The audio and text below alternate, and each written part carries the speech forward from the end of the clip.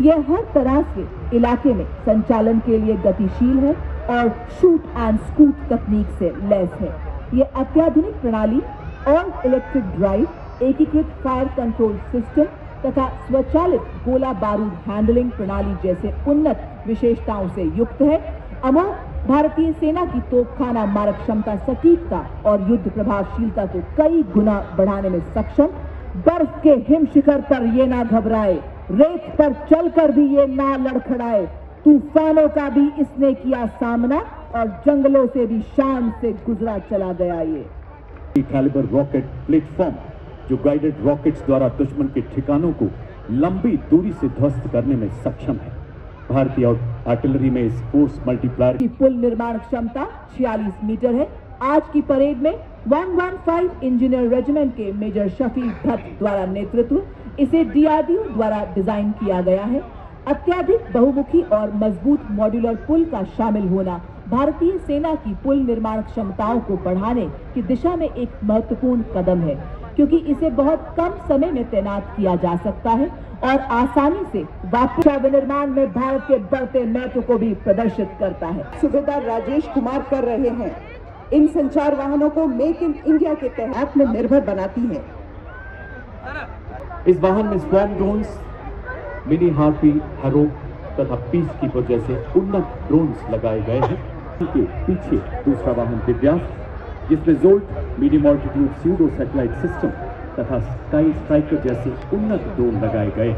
नेतृत्व 161 medium regiment के सूबेदार किरण मेधर द्वारा।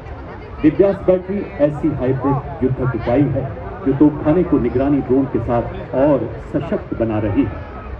और अब आपके सामने भारत की तकनीकी प्रगति और आत्मनिर्भरता का एक उत्कृष्ट उदाहरण, integrated drone detection and interdiction system, जिसका अगला वाहन ड्रोन शक्ति माननीय मुख्य अतिथि थल सेना अध्यक्ष के मार्ग आधुनिक तकनीकों को अपनाकर सैन्य नवाचार और युद्ध क्षेत्र के रूपांतरण में एक क्रांतिकारी छलांग का प्रतीक ड्रोन शक्ति बड़े ही शान से सलामी मंच के सामने से गुजरता हुआ।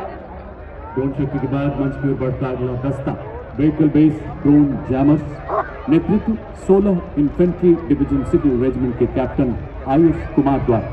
एक ऐसा सुरक्षा कवच जो दुश्मन के ड्रोन को पहचानने और निगरानी करने एवं जैमिंग करने में सक्षम है। ये दुश्मन के रेडार उत्सर्जन का पता लगा सके। इसका नेतृत्व आज की परेड में 3 इलेक्ट्रॉनिक वॉरफेयर बटालियन के मेजर सचिन कुमार द्वारा भारत की सीमा पर जागा संयुक्ता जैमर जैसे खड़ा एक सतर्क पहरेदार आकाश छूने जब निकले। सलामी मंच की ओर अग्रसर हिमशक। और इसके बाद अगला कॉलम लॉन्ग रेंज शिव धनुष से प्रेरित भारतीय सेना का स्वदेशी हथियार जो रहा ऑपरेशन सिंदूर में देश की रक्षा का मजबूत कवच। जी हाँ, प्रत्येक लॉन्चर से 214 मिलीमीटर कैलिबर के 12 रॉकेट दागे जयसिंह के सक्षम हाथों में। The sleepless nights along the northern borders and also during Operation Sindoor. और अब मंच की ओर अग्रसर ऑपरेशन सिंदूर का वो ब्रह्मांडिक श्रेष्ठता का निर्णायक प्रहार है। 1889 मिसाइल रेजिमेंट के कैप्टन पुखराज काशी के नेतृत्व में ब्रह्मोस मिसाइल, जिसकी मारक क्षमता 450 किलोमीटर तक है और लगातार विकास के दौर से गुजर रही ये मिसाइल शीघ्र ही 800 किलोमीटर तक प्रहार करने में सफल होगी।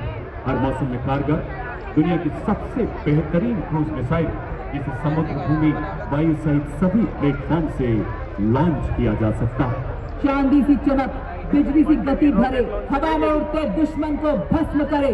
भारत की पवित्र धरती से उठे ये भाल, ध्वस्त कर दे दुश्मन की सभी चाल। वो है आपके समक्ष आकाश मिसाइल सिस्टम। स्वदेशी तकनीक से विकसित ये भारतीय सेना की प्रथम मिसाइल प्रणाली है। दुश्मन के हवाई प्लेटफॉर्म के खिलाफ धरातल से हवा में शत्रु के जहाज